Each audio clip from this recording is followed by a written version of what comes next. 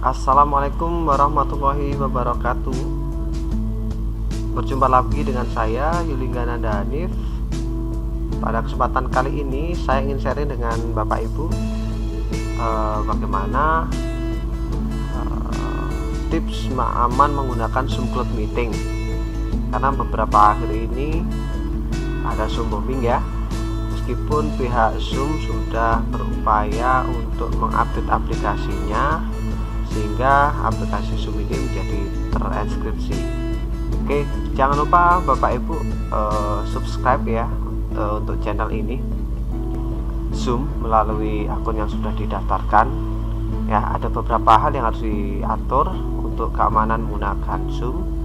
Ya, kemudian yang pertama adalah Anda perlu masuk ke setting, kemudian meeting. Nah, di sini nanti ada beberapa menu yang harus atau perlu diaktifkan sesuai dengan kebutuhan. Baik ya, untuk schedule meeting, host video ini meminta agar host itu selalu memulai meeting dengan video. Artinya ketika memulai meeting, video host akan nyala ya. Kalau ini kita centang ya seperti ini hijau, biru, maka host akan memulai meeting dengan menunjukkan videonya. Kemudian ini juga partisipan video, Bapak Ibu bisa men-setting ini sebagai aktif maupun non-aktif ya, sesuai dengan kebutuhan Bapak Ibu. Oke, baik, selanjutnya scroll ke bawah. Join before host, allow participant to join the meeting before the host arrives. Jadi yang dimaksudkan di sini adalah peserta dapat bergabung dengan meeting sebelum host memulai meetingnya. Nah, ini sebaiknya dimatikan ya. Jadi memang benar-benar host terlebih dahulu yang join, kemudian baru peserta. Kemudian enable personal meeting ID. Nah, ini harus dinyalakan ya, diaktifkan sehingga setiap akun akan memiliki personal meeting ID ya. Selanjutnya scroll ke bawah. Nah, ini perlu diaktifkan require a password when scheduling new meetings. Oke, scroll ke bawah. Nah, embed password in invite link for one click join ini harus dinonaktifkan karena dimaksudkan adalah apabila peserta mengeklik link Zoom itu dapat masuk tanpa menggunakan password. Nah, supaya tidak terjadi hal yang tidak diinginkan, maka kemudian selanjutnya adalah mute participants upon entry. Jadi setiap partisipan atau peserta yang masuk dalam kondisi termute mikrofonnya ya, supaya kita bisa mengatur suasana yang ada di meeting online sehingga tidak berisik. Nah, kadang-kadang ada yang bersama anaknya atau sedang di perjalanan atau yang lainnya sehingga menimbulkan kebisingan. Lanjut ke bawah. In meeting basic. Nah, require encryption for third party endpoints ini perlu diaktifkan ya. Have enable live streaming on YouTube but in only spot entertainment. Oke, turn on ya, ini dinyalakan supaya Zoom yang kita pakai ini benar-benar terenkripsi. Kemudian ini ada fitur chat. Bapak Ibu boleh mengaktifkan fitur chat, boleh juga tidak, tetapi pada prinsipnya di settingan ini kita bisa mengaktifkan, namun pada aplikasi pada saat meeting kita juga bisa mengatur supaya fitur chat ini dinonaktifkan, sehingga di sini kita nyalakan saja.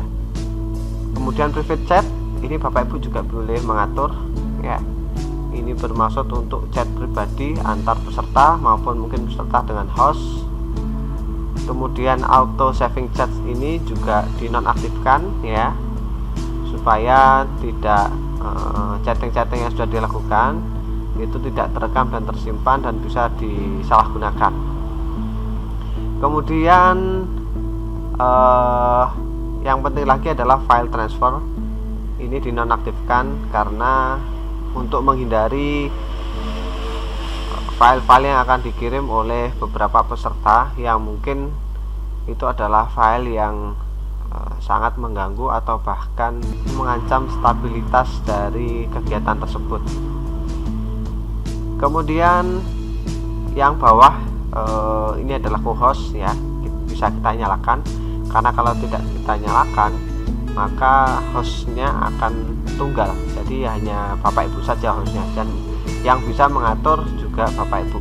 Namun apabila fitur ini dinyalakan, maka Bapak Ibu punya rekan untuk membantu mengontrol jalannya meeting.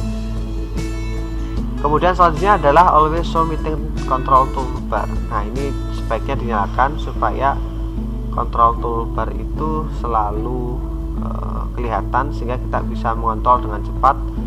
Ya, kadang-kadang kan ada yang hilang, kemudian ketika mouse kita arahkan ke bagian tertentu maka toolbar ini akan muncul.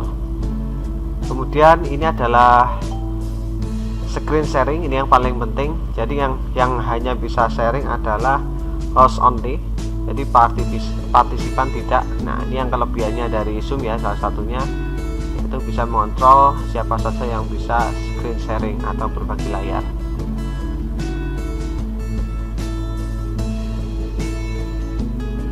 Baik, selanjutnya adalah remote control. Nah, ini kita matikan saja supaya ketika host screen sharing berbagi layar, maka peserta lain tidak bisa melakukan kontrol terhadap layar yang sedang dibagikan oleh host. Kemudian kita scroll ke bawah. Nah, allow remove participant to rejoin. Jadi apabila Bapak Ibu sebagai host kemudian mengeluarkan peserta, ya, diizinkan untuk join kembali atau tidak, maka disinilah fungsinya ya, untuk mengatur. Kalau ini dicetang, maka peserta yang kita tendang ya dari meeting itu bisa join kembali. Tapi kalau ini dinonaktifkan, maka peserta tersebut juga tidak akan bisa rejoin kembali. Ya, sebaiknya kita nonaktifkan. Kemudian ini allow participant to rename themselves, artinya peserta dapat melakukan perubahan nama yang ada di Zoom mereka ya, di profil nama di profil akun mereka yang tampil di kolom partisipan ya. Ini diaktifkan ya. Kemudian kita ke bawah, scroll ke bawah.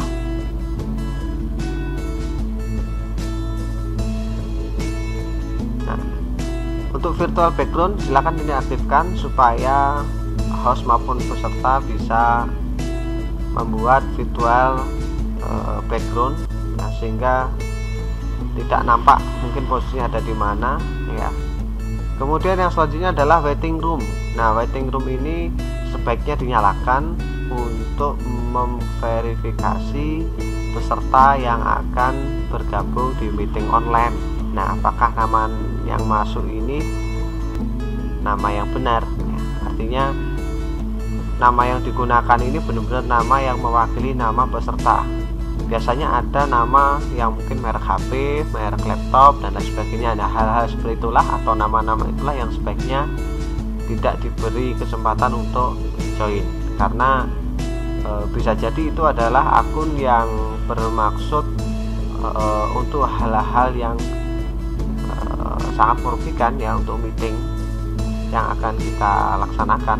Maka waiting room ini perlu kita nyalakan. Oke, kita scroll ke bawah. Choose which participant to place in the waiting room. Jadi semua orang yang akan dimasukkan ke waiting room ya, sebelum join maka mereka akan masuk di waiting room tanpa terkecuali ya, meskipun pimpinan kita ya harus tetap melewati screening room di waiting room. Selanjutnya ada di aplikasi ya, misalnya kita sedang melakukan meeting ya, new meeting ya. Nah, join with computer radio silahkan diklik. Kemudian ada beberapa fitur yang ada di sini ya.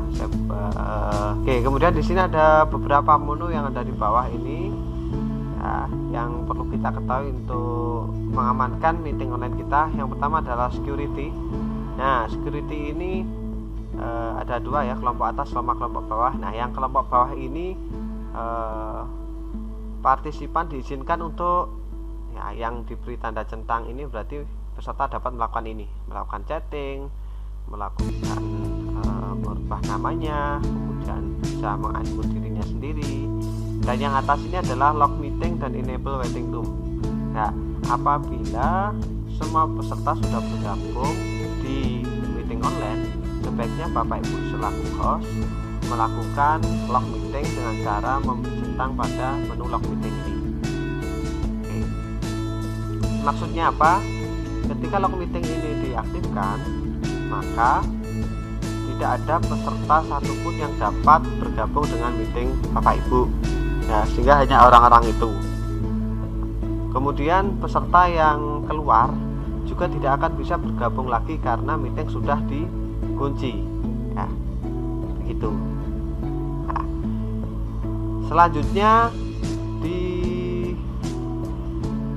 bagian share screen ini ada klik one participant can share at a time. Jadi hanya satu partisipan yang bisa share screen. Kemudian yang 3 titik ini more live on YouTube, live on Workplace by Facebook, live on Facebook. Nah, ini Bapak Ibu bisa mengalihkan ke 3 ini. Pilih salah satu. Oke, kemudian untuk mengatur ini ya, virtual background, Bapak Ibu bisa mengatur di sini. Ya, karena PC saya tidak ada kameranya sehingga di sini tidak muncul menu ini ya. Ke panah ke atas ini. Oke, saya rasa itu ya tips aman dalam menggunakan Zoom. Semoga bermanfaat. Kurang lebihnya saya mohon maaf. Akhir kata, wassalamualaikum warahmatullahi wabarakatuh.